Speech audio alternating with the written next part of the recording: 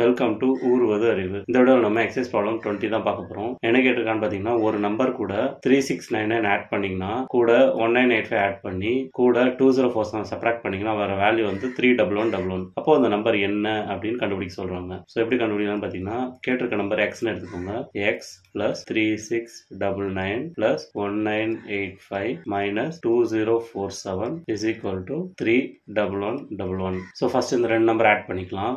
X plus இது ரெண்டு add பண்ணி 9 plus 5 14 4 balance 1 18 balance 1 16 balance 1 5684 minus 2047 is equal to 31111. so அடுத்தது 5684 minus 2047 subtract பண்ணி எழுதிக்கலாம். அப்போ x plus 14 ல 7 போச்சுன்னா 7 8 அடிச்சா 7 7 ல 4 போச்சுன்னா 3 6 அப்படியே வந்துரும் 5 ல 2 போச்சுன்னா 3 so 3637 is equal to 31111. so இங்க ரெண்டுத்தை மைனஸ் பண்ணி பெரிய நம்பருக்கு என்ன சைன் இருக்கோ அதை போட்டுக்கணும். so plus தான் இருக்கு, அதனால பிளஸ் போட்டாச்சு. ஸோ இந்த பிளஸ் 3637 அந்த பக்கம் போச்சுன்னா மைனஸ் ஆயிடும். ஸோ இப்போ X is equal to 31111 minus 3637. 31111 minus 3637 போட்டீங்கன்னா ஆன்சர் கிடைச்சிடும். என்ன ஆன்சர்னு பார்த்தீங்கன்னா 11ல 7 போச்சுன்னா 4, 10ல 3 போச்சுன்னா 7, 10ல 6 போச்சுன்னா 4, அடுத்தது 10ல 3 போச்சுன்னா 7, 3 அடிச்சா 2. இதுதான் வந்து answer. Answer is equal to 27474. So இந்த வீடியோவில் சிம்பிள் அடிஷன் சப்ராக்ஷன் ப்ராப்ளம் எப்படி பண்றதுன்னு பார்த்தோம். உங்களுக்கு யூஸ்ஃபுல்லா இருந்திருக்கும் நம்புறேன். நன்றி.